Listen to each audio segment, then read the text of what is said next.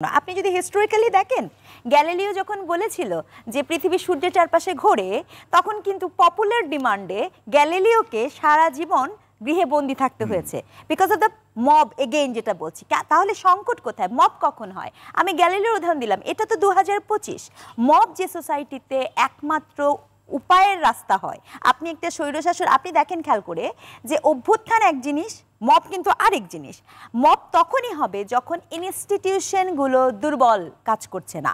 রাষ্ট্রের ইনস্টিটিউশন যদি অ্যাক্টিভলি কাজ না করে, রাষ্ট্রের আইন শৃঙ্খলা, রাষ্ট্রের জাস্টিস সিস্টেম যেই মুহূর্তে আপনার দুর্বল হয়ে যাবে ঠিক সেই মুহূর্তে আপনার একটি শ্রেণী তৈরি হবে। এবং সেখানে একটা খুব গুরুত্বপূর্ণ আলাপ কি হয়, খুব গুরুত্বপূর্ণ আসে হচ্ছে আপনার এই বাংলাদেশে এখন যেটা হচ্ছে আপনার social value, code and code, এই ভ্যালু কিন্তু কোনো হোমোজেনাস না, মানে সম না, সকলের এক ধরনের হোমোজেনাস ভ্যালুস নাই।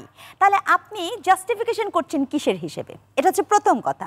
যেমন একটা ছোট্ট উদাহরণ দিই, আপনি এই যে বইমেলায় তসলিমা নাসরিনের ঘটনাটা নিয়ে যেটা হলো, আমাদের বাংলা একাডেমি থেকে কোনো নির্দেশনা আসেনি যে অমুক লেখকের বই দেওয়া যাবে না বা ইত্যাদি ইত্যাদি।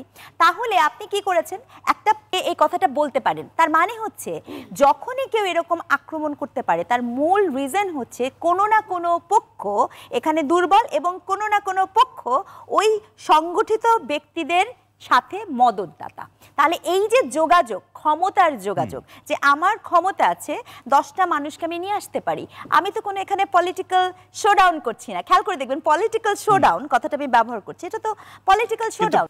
আপনি যে চর্চা করছেন, যেমন আমি শিক্ষক হিসেবে বলতে চাই, কোনো ভবন, কোনো ঘর, সেটা 32 হোক, 31 হোক, বঙ্গভবন হোক, সেটা শুধু ঘর থাকে না, তার অনেক সিম্বলিক মিনিং থাকে।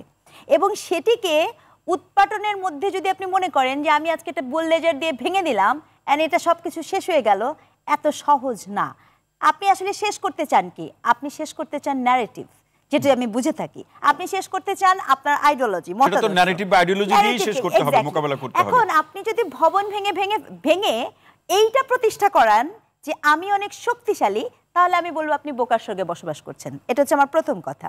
দ্বিতীয় কথা হচ্ছে আমি এই ধরনের সমসত্তার ট্যাগকে একেবারেই অস্বীকার করছি।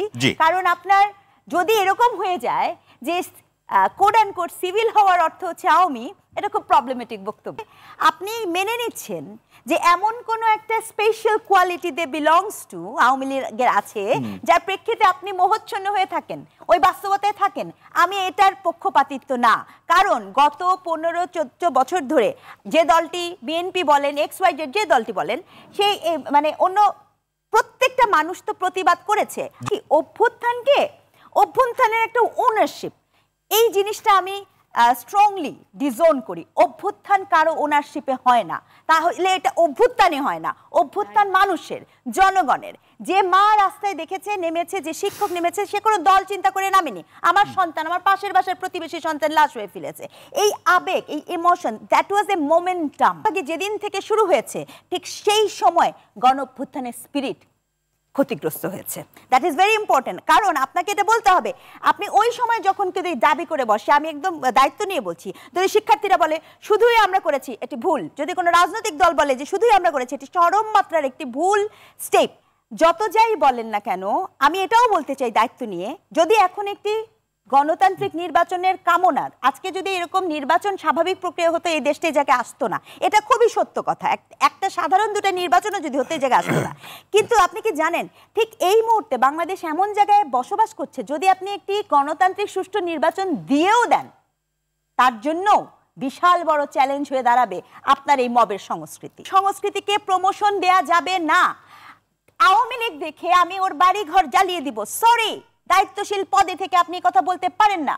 তার মানে কি? তার মানে আপনার দেশের যে ব্রোকেন ইনস্টিটিউশনাল আছে, লিগ্যাল সিস্টেম আছে, আপনি তো এই ব্যবস্থার মধ্যেই যাচ্ছেন না। আপনি কি করে বলতে পারেন? তাহলে ওই যে বিগত যিনি ছিলেন শেখ হাসিনা যখন বলে ওদের ঘর বাড়ি নাই, আপনি তো সেই একই রাস্তায় হাঁটছেন। আপনাকে কি করতে হবে? আপনাকে ইনস্টিটিউশনাল ফরমেশন আসতে হবে। আমি এখন বলতে পারি না যে অমুকের বাসা ভেঙে দাও, অমুকের বাড়ি ভেঙে দাও, দায়িত্বশীল জায়গা থেকে। না, you can not do that. আপনি তাহলে ওই ন্যারেটিভ কি করছেন ভুলে যাবেন না, আবারও সময় ফিরবে কারণ না কারণ, এটাই ইতিহাস বলে।